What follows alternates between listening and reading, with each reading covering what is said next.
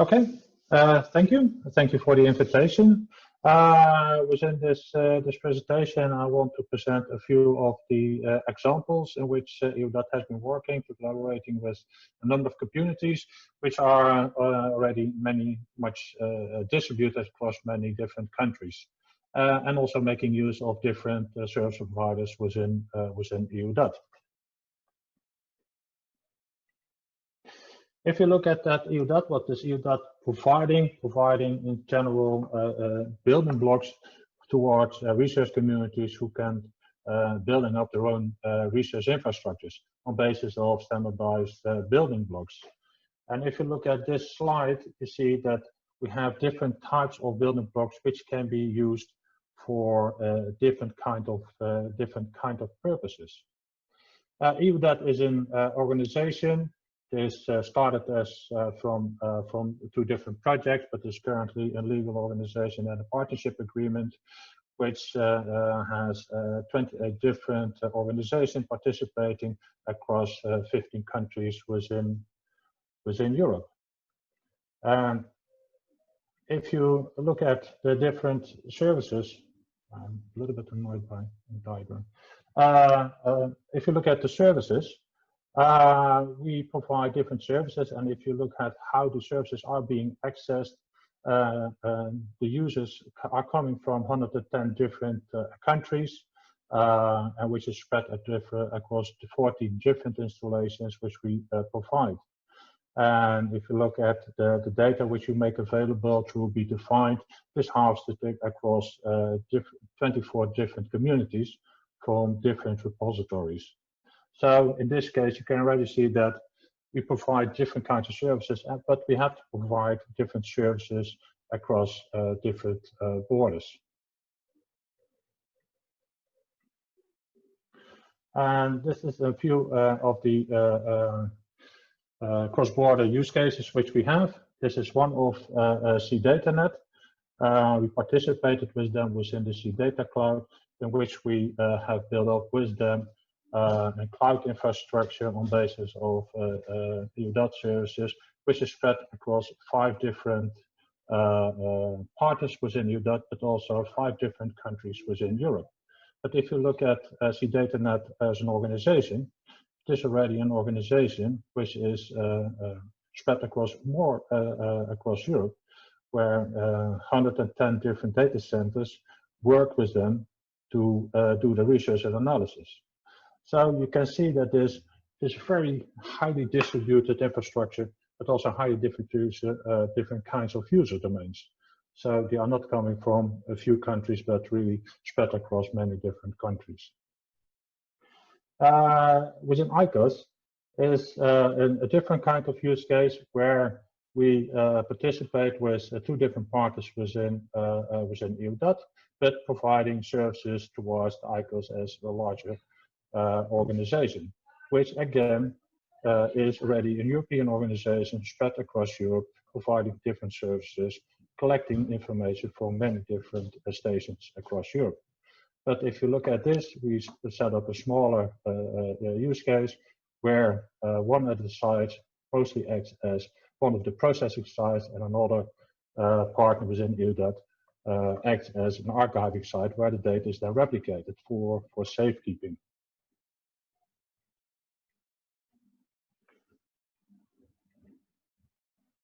The Combiomet use case, if you look at this use case, they generate the data at one of the sites, which is a Signatron, but they have the users located at many different organizations, also having access to different kinds of data and computing services where they want to do the analysis.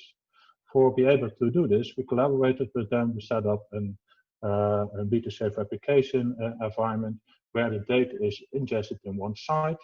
The data is automatically replicated at 2 different other sites where the users are being given access to the data, where they can do the processing and analysis of the data, but also again can publish the data in another service.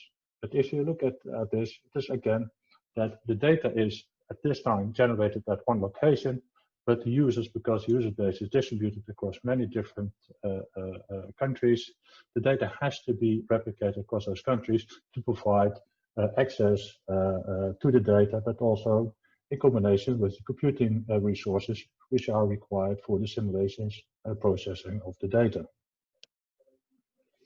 Equals very similar use case. Then I want to go to the challenges which we have seen. If you look at that, EUDAT is a service organization built out of generic and thematic service providers, which are spread across Europe.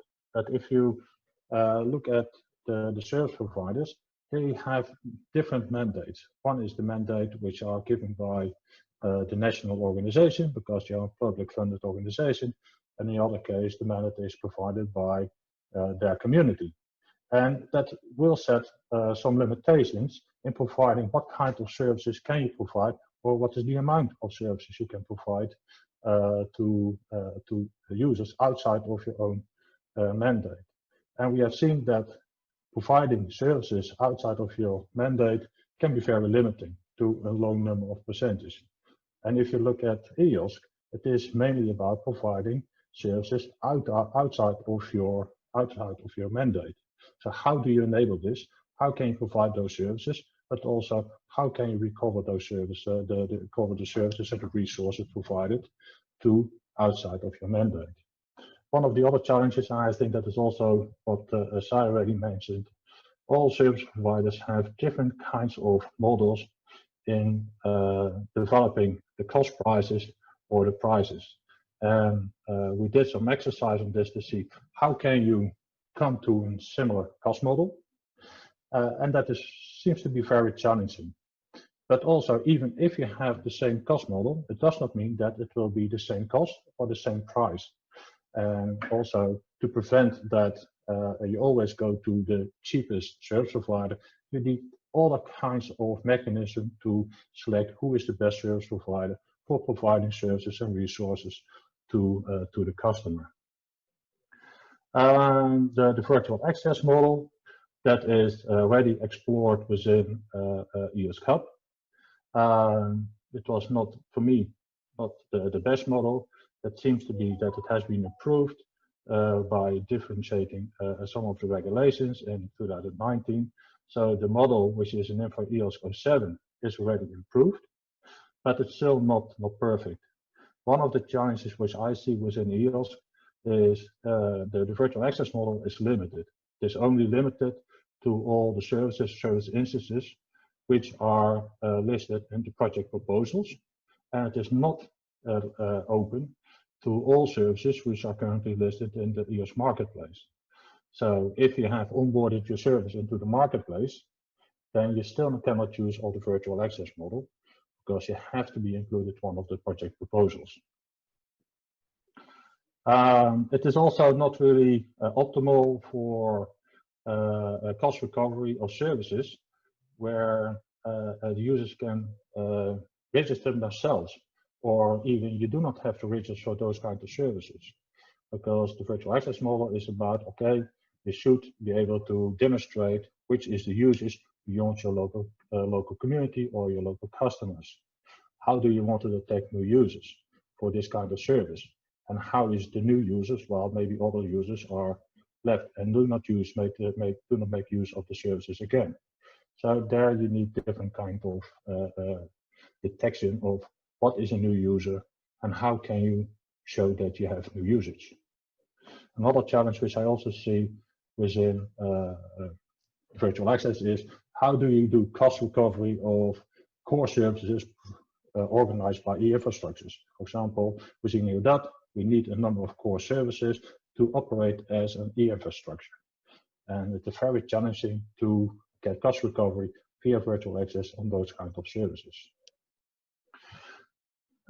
To mitigate one of those challenges, what we always try to do is to find natural relationships between the customer or the requester of the service and the service provider. So it is more a brokering function which we provide within EUDAT. We have seen this within the C Data Cloud project, We see this within CombinedNet, we see that this in EPOS. And I think therefore it is also a natural match, because then you can also circumvent that the service providers are more closely related with the customer, with the community, therefore they are easily to provide services, resources for those customers. And if we select service providers for providing the services, then the selection is mostly based on affiliations with the community, but also is there a direct connection between the requester or the service provider or the community across the countries where the services are being provided.